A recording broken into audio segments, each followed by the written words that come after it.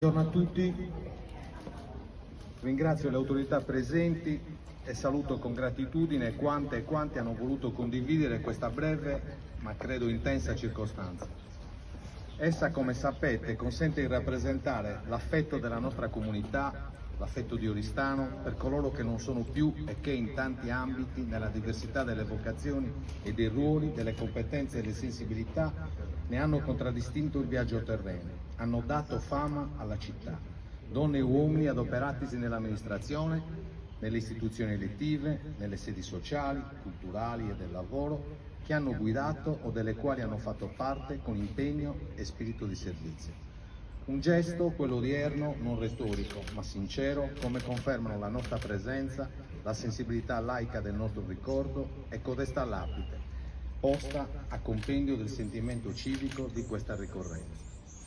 Come sapete, pochi giorni or sono è stato possibile celebrare la figura e il prestigio autorevole, forense e sociale che diede fama a un mio predecessore, l'onorevole Pietro Riccio, commemorato appunto nel centenario della nascita quale sindaco, avvocato e parlamentare della Repubblica.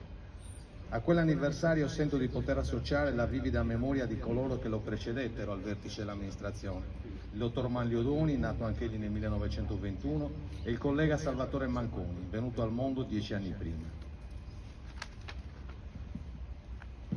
Alla lunga attività amministrativa, consiliare e come primo cittadino del sindaco e medico Doni seguirà quella del dottor Manconi, del quale nel corrente anno cade inoltre il 40° dalla dipartita. Anche perciò sento il dovere di citarne il lungo impegno professionale, quello socioculturale e non ultima la profonda passione politica, che si concretizzò all'interno dell'aula e a fianco a personalità altrettanto battagliere. Sergio Abis, Gino Carloni, Antonio Corriga, Tonino Franceschi, Sandro Ghinami, Carlo Granese, Alfredo Torrente e altri che certo dimentico e chiedo venia per questo. A loro si unirono ulteriori testimoni del fermento ideale, prima che ideologico, di quanto accadde, si dibatté e si deliberò. A quella colta generazione, civica e politica, di uomini, di proponimenti e di ideali, la città deve molto, così come a chi li precorse, come l'ingegner Davide Cova, che cito nel 130° della nascita, scoccato appunto nel corrente anno. È vero, tuttavia, che le circostanze e le fonti rubricano il ruolo delle donne, tacendone, talora colpevolmente, meriti e operosa solerzia, trascurando una presenza parimenti attiva e che ha dato identico lustro alla nostra città.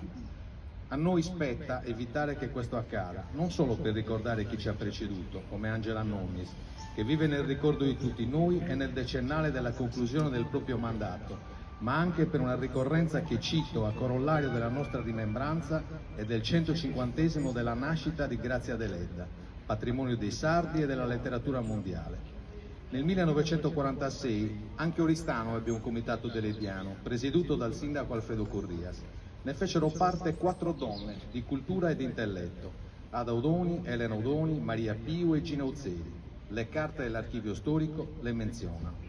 A sua volta la toponomastica riepilogherà l'attenzione antesignana che la città ha riservato all'illustre nuorese, non solo dedicandole una strada, ma a 11 lustri or sono una scuola, seconda sola a quella intestata alla nostra Eleonora, massima ed augusta eroina. Grazie.